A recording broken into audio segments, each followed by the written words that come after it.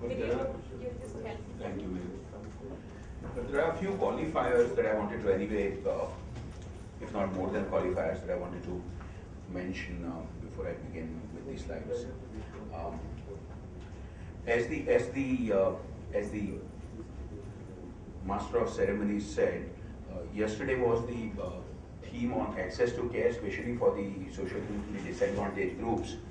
And today we are going to carry on that truncated discussion of which I was the moderator, which is very, very nice.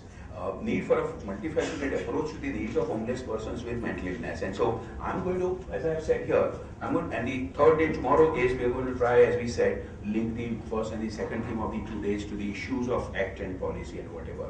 And so I'm going to try and talk about some, if not many, or a lot of experiences in Delhi last 10 or 12 or so years that my teams and I've had, but also try and raise issues that I do see as important.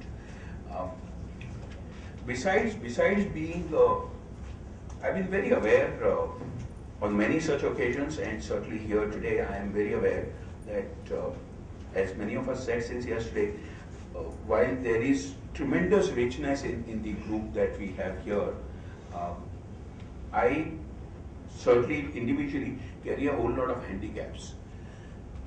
A medically trained doctor who is a psychiatrist, who has been a professor of psychiatry in those hallowed academic institutions of NIMHANS to AIMS to IBAS, ivory tower institutions as some would see it, is an immediate disqualification for any grounded discussion. Although I'd like to get myself out of it, and that's been my lifetime struggle. Now, I mean, being on an administrative job, in addition to being a clinician and a professor of psychiatry for 9 or 10 years as the medical superintendent of the IBAS, and now for the last 2 months on, as somebody mentioned yesterday over tea, do you now do only administrative work as the director? No, I don't. I still roll up my sleeves and get to the field, as you will hopefully see. So being an administrator, so to say now, is another handicap that I do operate from. Having worked for at least 18 years out of the 30 years in this public service academic career in mental health institutions, if you all don't mind, I would prefer not to call them mental hospitals. Certainly not NIMHANS and IBAS, but many others. But having worked in these places and believing in the models of IBAS and the other such places is another great disqualification. Being from Delhi, the national capital, with all its politics and policy accusations and stuff, and being one of the DMHP implementing partners for all the discussion that we had yesterday about DMHP and NMHP. So I'm very aware that I begin with a lot of handicaps, but I'll try and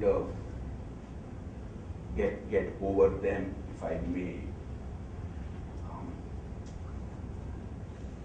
That's the institution where my two colleagues are here, Dr. Rupali and Dr. Rajesh. If you'll identify yourselves, please. I'm Dr. Rajesh Kumar, Associate Professor of Psychiatry, working with IBAS for last 5 years. I'm Dr. Rupali Sudhakar, Associate Professor Psychiatry. I'm in IBAS for 10 years now. These are two amongst the many friends and pillars that I have, that the institution has. This is more or less the outline of what I wish to and plan to say in the next 20 or so minutes. As somebody said yesterday, I'm trying to learn the trick of continuing to say every 5 minutes. I'm going to keep it short. I'm towards the end of my talk. But really, all that apart, the transition from a mental hospital to IBAS kind of institution, the network of outreach services, and the whole issue of urban mental health module or program, at least as a variant, if not substitute, for the DMHP Bellary model.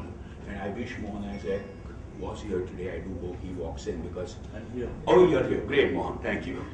And then talk about the experiences that we have had in different services and models for homeless populations with mental illness and homeless populations in general.